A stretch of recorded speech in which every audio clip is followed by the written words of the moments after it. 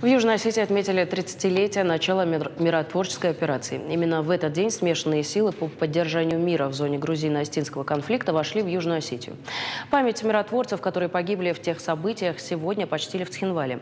Церемония возложения цветов прошла у памятной стелы на улице миротворцев. Сергей Шойгу в те годы был сопредседателем контрольной комиссии по урегулированию грузино-осетинского конфликта. Сегодня он отметил значение первой миротворческой операции России. Миротворческая операция, она была сделана так на одном дыхании.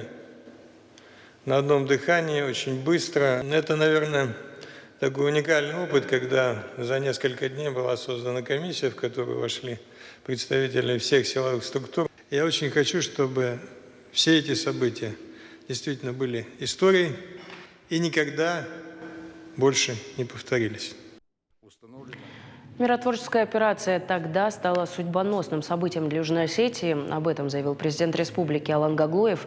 По его словам, она означала прекращение ужаса войны и кровопролития. Люди верили, что с приходом российских миротворцев возвращается мирная жизнь.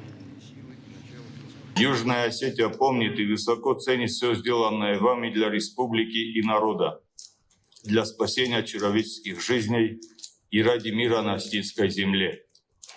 Вы неизменно были во главе тех российских сил, которые приходили на помощь в трудную минуту. Всегда были лично на передовой в чрезвычайных ситуациях. Всегда вы действовали профессионально, без сомнений и колебаний принимая решения, спасавшие жизни людей.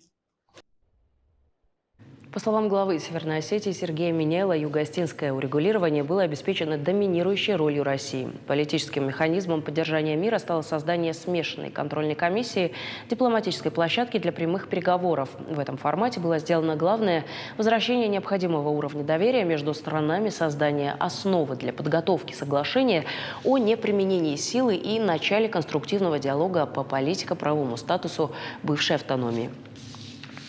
Я глубоко уверен в том, что только Россия и только те действия, которые были тогда, решения приняты и сейчас, и сегодня, они гарантируют мир в этой маленькой республике.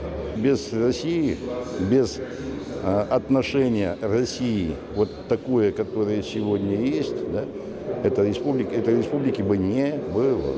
Поэтому Российская Федерация или Россия, вооруженные силы Российской Федерации являются гарантом мира в этом непростом, но очень важном и стратегически важном для России регионе.